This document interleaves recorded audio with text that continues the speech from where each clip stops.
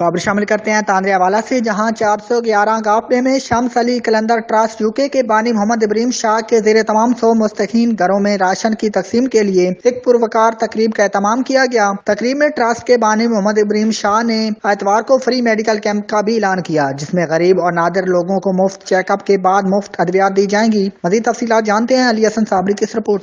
जी तहसील तांद्रेवाला किनवाई गांव 411 गाबे में शम्स अली कलंदर ट्रस्ट यूके के ज़ेरे तमाम 100 गरीब मुस्तहिक खानदानों में राशन तकसीम किया गया। इस मौका पर आलमी वबा कोरोना के पेश नज़र हुकूमती तय करदा SOPs पर अमल दरामद करते हुए समाजी फासला, मास्क और सैनिटाइजर के इस्तेमाल को भी यकीनी बनाया गया। तकरीब में ट्रस्ट के बानी मोहम्मद इब्राहिम शाह ने इतवार के रोज फ्री मेडिकल कैंप का भी ऐलान किया, जिसमें गरीब मरीजों को मुफ्त अद्वियात दी जाएंगी। तकरीब के अख्तिताम पर मोहम्मद इब्राहिम शाह ने उन सब लोगों का शुक्रिया अदा किया जिन्होंने इंग्लैंड से इस कार्य खैर में हिस्सा लिया। जी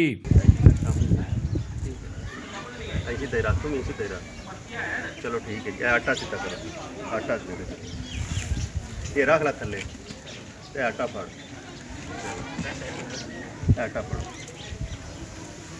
चलो ठीक है, तुम जाओ।